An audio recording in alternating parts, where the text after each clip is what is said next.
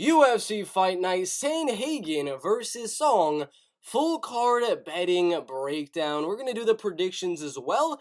Just so you guys know, I have all favorites winning their fights in the 50-50 ones. I got Gregory Rodriguez. I think that's the only one that is minus 110 and minus 110. My underdogs are Denise Gomez as well as Cameron Van Kemp. So, first thing is first for the betting breakdown. Obviously, if I'm predicting Cameron Van Kemp to win, if I am predicting Denise Gomez to win those fights, obviously I would say those bets are going to have some good value on them. So Denise Gomez is first. She is my first underdog of the card, and she is currently at plus 220. We got her at a little bit better odds, plus 220 a while back. Now she's at plus 200, but I still think, like I said, if I'm predicting an underdog to win, they're going to have some good value. So you got the plus 200 on the money line right there, as well as Gomez by decision at plus 300 right there. So those are the only really two bets that I would make there. Possibly an inside the distance scorecards no action one.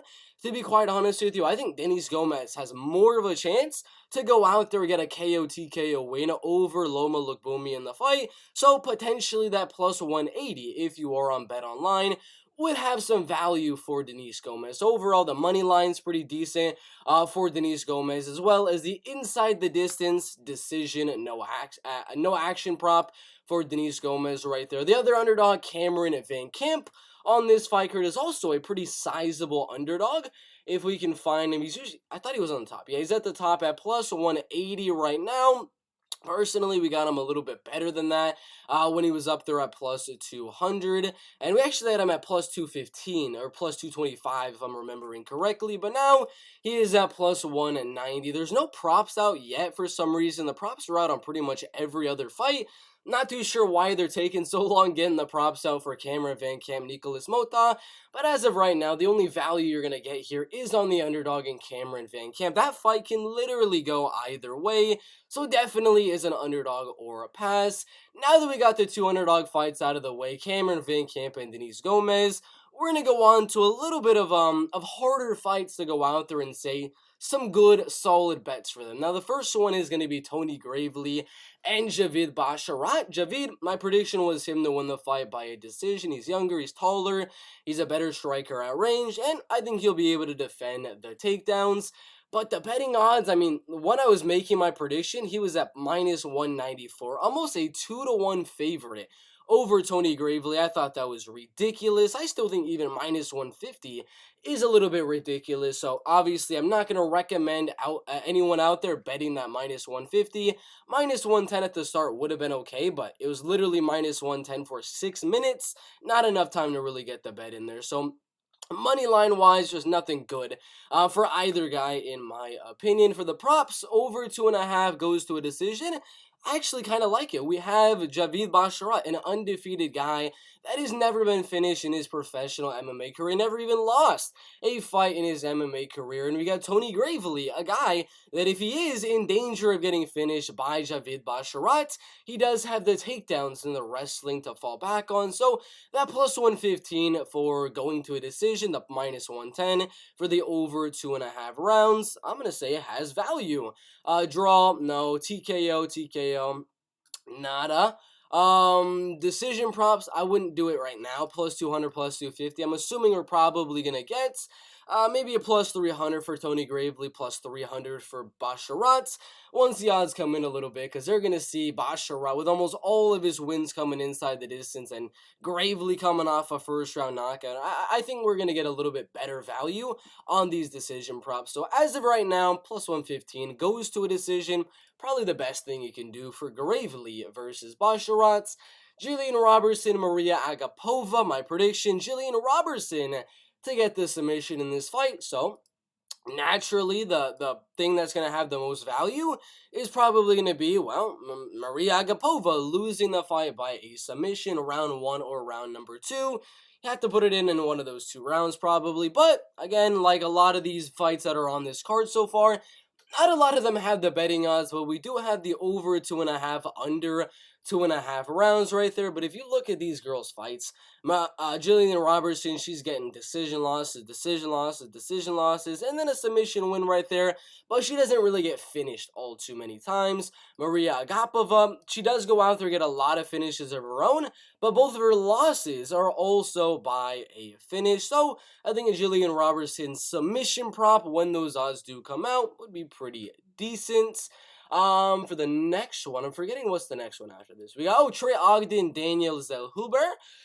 This is an interesting one as well. This is my second most confident pick of the card in the man, the myth, the legend, the young Daniel Hoover. If I can find the betting odds, I might be blind right now, but okay, it's at the top. There are no props just yet, but money line wise, you're not gonna want anything to do with that. The odds started at minus 145. It doesn't show you right there, but that's literally where they started like minus 110. They went to minus 145 for a few hours, then dropped way down to minus 260.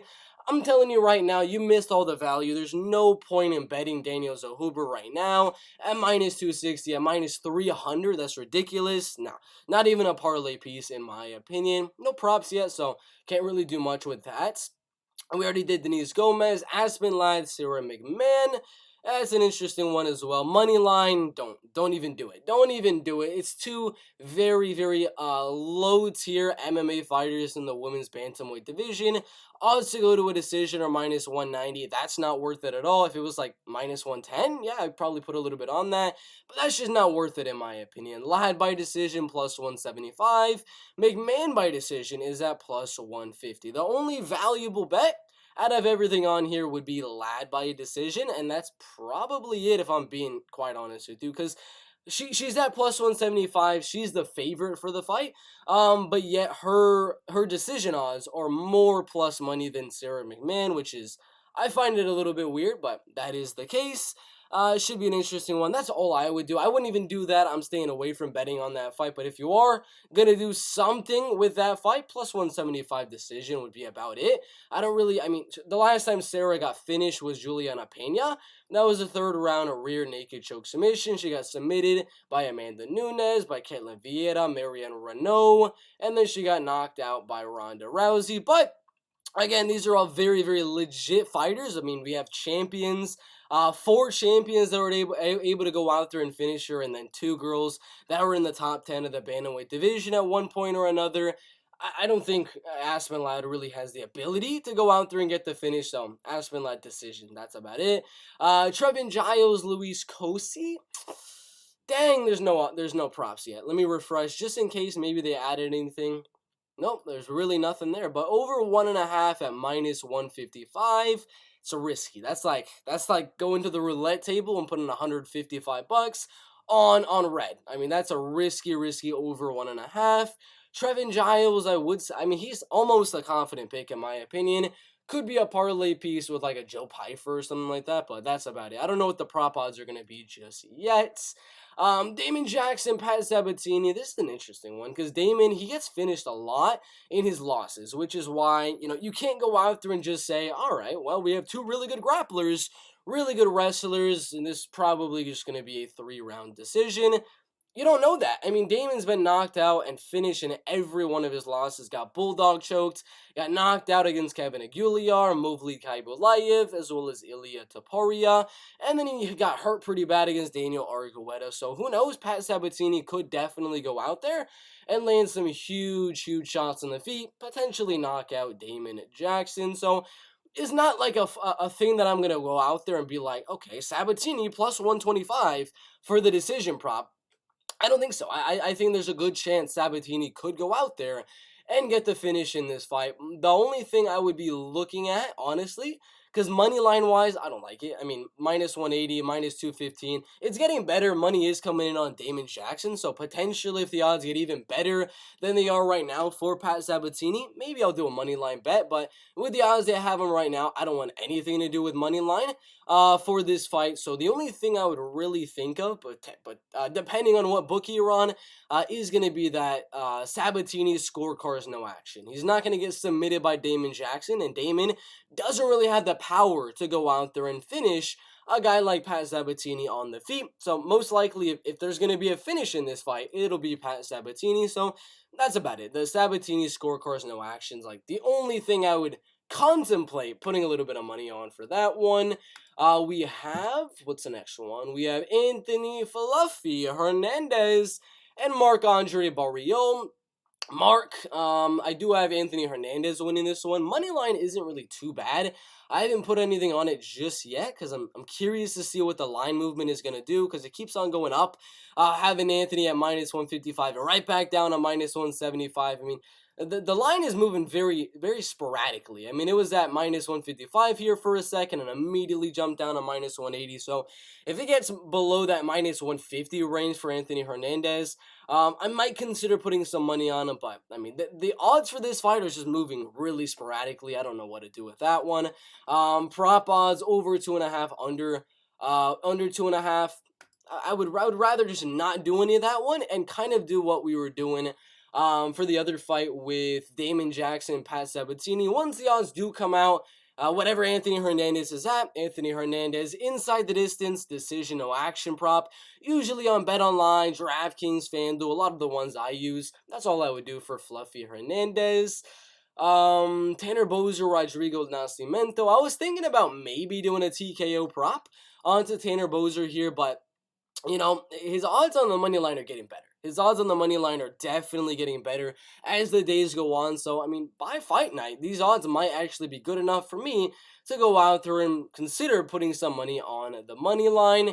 But other than that, I would say probably a Boser by TKO or decision prop would be it right here. Plus 200 and then plus 170. There's probably going to be one of those double chance KO decision props on DraftKings or FanDuel or something like that for like minus 140, minus 150 range. I'd probably put a little bit on that. Alan Amadovsky, Joseph Pifer.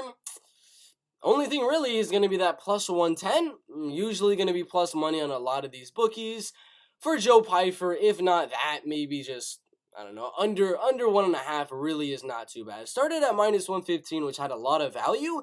Now it's at minus 175, which makes me contemplate it a little more because there's not too much value on that one, but possibly if there is one, I don't know if they have the odds for it yet. They actually do. Pifer by KO round number 1, plus 300. I think that's like the only thing I would probably put a little bit of money on, either the plus 110 TKO prop or the plus 300 TKO in round 1.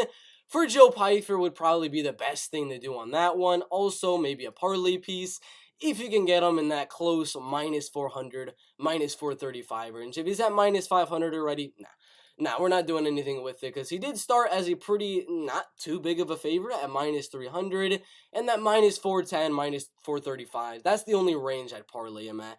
Other than that, again, the KO prop plus 110 or the KO round number 1 prop at plus 300. Andre Fili, Bill Algeo. It's an interesting one. Bill Algeo. Now, Fili by decision is interesting because I mean, Bill Algeo is not a guy I would say is going to go out there and get finished. I mean, I don't even remember the last time that man's been knocked out or submitted. He did lose way back in 2012 and way back in 2014 to Shane Burgos, who is currently over there in the PFL. But other than that, he's gone to a decision in pretty much most of his fights leading up to the UFC, inside of the UFC, except for his last one with Herbert Burns.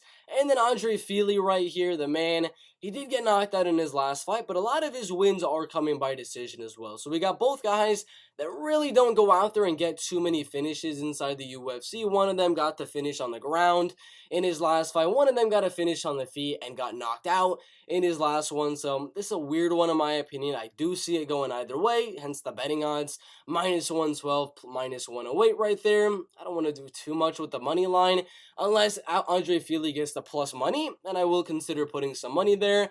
But other than that, I think the only thing to really do, I'm going to be dead honest with you, I think Algeo probably has more of a chance to go out there and get the finish here. He's going to be like the Nate Diaz type of fighter, put it on the pressure, get in Fili's back to the cage and just throw in heavy volume and pressure onto Andre Fili. I'm going to be honest, I think Algeo has more of a chance to go out there and finish. But if this plus 150 is odds onto other bookies at like plus 185, possibly into that plus 200 territory, definitely going to consider putting a half unit or so on that one. So I would say wait for a lot of these ones. Wait for the money lines to get a little bit better for Andre Fili, maybe plus money, and then put some on that, or wait for that decision prop for Andre Fili to get a little bit better. Right now, it's just a waiting game for that fight, so don't do anything with it just yet. Gotta wait a little while till the other bookies get their betting odds as well. We got the co-main, Gregory Rodriguez, Chidi and Njokuani. This one I already know. I mean, as soon as I saw the fight, I thought it was gonna go to a decision. I know a lot of people think this fight's gonna be a first round finish, a second round finish from Chidi and Njokuani or something like that. Gregory taking the fight down and getting the finish. I don't really think so. I'm gonna be honest with you. I don't think so. If you look at Gregory Rodriguez fights inside of the UFC, he did knock out Julian Marquez and Jun Park, but the man was not able to finish Dusko Todorovic, the most finish-prone UFC fighter that I've seen in quite a while, and he was not able to finish Arman Petrosian, so I think there's a good chance Gregory could win this fight by a decision, and considering the betting odds right now for Rodriguez's decision are at plus 315, that's got some serious value, in my opinion. I know the other betting odds, the DraftKings, the FanDuels, the Betways, and things like that, probably going to have this at like plus 400. So quarter unit, half unit bet on Gregory by decision would be the only thing there. And then maybe probably goes to a decision, honestly, because, I mean, Chidi and Njokuani is very live to win this fight. He could definitely strike out range, defend the takedown. So plus 160 also is not too bad. But again, I wouldn't bet it just yet, as money is coming in on the fight does not go to a decision and the under 2.5 rounds. When that comes out, that'll definitely have some money coming on it, but should be an interesting one. Decision prop would be the only thing, but not yet. You gotta wait for that one to go down a little bit. For Sandhagen versus Yadong, it's dog or pass in my opinion. I wouldn't do any of this this money line stuff, plus 165, plus 164, plus 160. Nah, we're not gonna do any of that one. We're not even gonna do a Sandhagen decision plus 110. I don't really want to do that. Instead, we're gonna do one of those, what are they called? The double chance props, the KO, TKO, or decision props for Yadong Song as an underdog bet, because minus 195 for Corey Sandhagen, even minus 190, I guess it just refreshed, is not really enticing me. I mean, minus 215 does not at all entice me to bet. So if we're going to get any bets off for this main event, the only thing I would think of is maybe Yadong Song by KO, TKO, or decision. Probably going to be around that plus 200, plus 190, plus 180 type of range. And that's all I would think about. But that is the betting breakdown. We looked at some of the money lines, some of the prop bets, and some parlay pieces potentially to be used for UFC Fight Night Sandhagen versus Song. That is my betting breakdown.